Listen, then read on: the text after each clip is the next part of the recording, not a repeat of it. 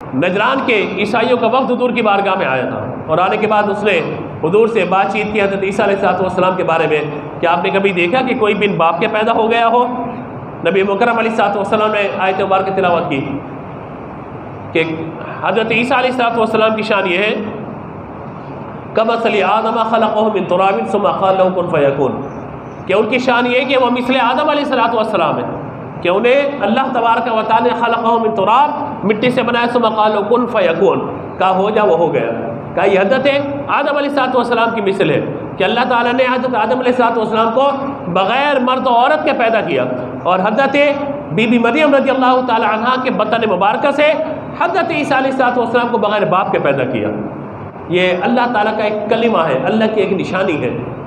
انہوں نے کہا کہ ہم نہیں مانتے، بات چیت ہوئی، ساری بات ہوتی رہی، یہاں تک کہ یہ بات ہوا کہ ٹھیک ہے ہم مناظرہ میں تو ہار گئے آپ سے، اب ہم مباہلہ کرتے ہیں۔ مباہلہ کیا ہوتا ہے؟ یہ ہوتا ہے کہ دونوں فریقین کسی میدان میں جمع ہو جائیں اور یہ کہیں کہ جو حق پر ہے وہ زندہ رہے اور جو حق پر نہیں ہے اس پر اللہ کی لعنت ہو، اور کہا کہ آپ بھی انفسنا وانفسکم، آپ بھی اپنی جانوں کے ساتھ آ جائیں، ونسانا ونساکم، آپ بھی اپنی عورتوں کے ساتھ آ جائیں، وابنانا وابناکم، آپ بھی اپنے بیٹوں کے ساتھ آ جائیں، میدان میں جمع ہو جاتے ہیں۔ یہ سن 9 ہجری 24 ذی الحجہ کا واقعہ ہے۔ حضور صلی اللہ تعالیٰ علیہ وآلہ وسلم کے دنیا سے رخصت فرمانے سے 1 سال قبل کا واقعہ ہے، جس سال حج فرض ہوا مسلمانوں پہ۔ تو نبی مکرم علیہ السلام جب میدان میں جمع ہوئے اور آپ نے حضرت حسن کو لیا، حضرت حسین کو لیا، فاطمہ الزہرا، حضرت علی رضی اللہ تعالیٰ عنہ، ان سب کو لیا۔ جب حضور میدان میں پہنچے ہیں، جب ان کا بڑا عیسائی، ان کا باپ اسے دیکھا، اسے کہا نا نا نا نا، ان سے یہ بات نہ کرنا، اگر ان لوگوں نے پہاڑ کو اشارہ کیا اپنی جگہ سے ہلنے کا، کہا میں ایسے نورانی چہرے دیکھ رہا ہوں کہ پہاڑ اپنی جگہ سے ہل جائے گا، ان سے مباہلہ نہ کرو۔ تو کہا پھر کیا کریں؟ کہا جو یہ بات کہتے ہیں مان لو۔ پھر معاہدہ ایک ہوا کہ آپ اپنے معاملات اور ہم اپنے معاملات، جزیہ اور ٹیکس میں سارا معاملہ طے ہو گیا۔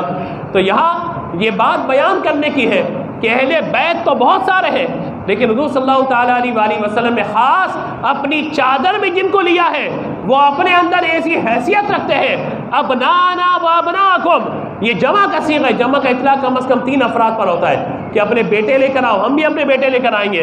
انفسنا و انفسکم، آپ اپنی جانوں کے ساتھ آئیں، ہم اپنی جانوں کے ساتھ آئیں گے۔ ونسانا ونساکم، اب ایک حضرت فاطمہ رضی اللہ تعالیٰ عنہ وہاں پہ گئی ہے، 2 بچے حضرت حسنین کریمین گئے ہیں، حضرت علی ساتھ میں گئے ہیں، یہ سب اپنے اندر وہ حیثیت رکھتے ہیں کہ جن 2 کو حضور لے کے گئے ہیں ایک جماعت کے طور پر، ان کے لیے حضور نے پہلے فرما دیا الحسن والحسین سیدہ شباب اہل الجنہ، ہے تو یہ 2 مگر ان کی شان یہ کہ تمام اہل جنت کے نوجوانوں کے سردار ہیں۔ تو یہ 2 سب کی نمائندگی کر رہے ہیں، اور ایک حضرت سیدہ فاطمہ موجود ہے، ایک سیدہ فاطمہ موجود ہے، ونسانا ونساکم، ایک تمام کی نمائندگی کس طرح کر رہی ہے؟ سیدۃ نساء العالمین، حضرت فاطمہ تمام عورتوں کی سردار ہے، ایک تمام کی نمائندگی، حضرت علی رضی اللہ تعالیٰ عنہ تمام مردوں کی نمائندگی کر رہے ہیں۔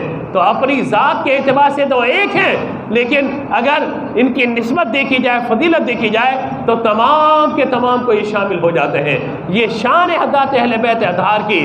اہل بیت میں بہت سارے شامل ہیں، لیکن حضور نے چادر میں لپیٹ کر ان 5 تن پاک کو شان و عزت عطا فرما دی ہے۔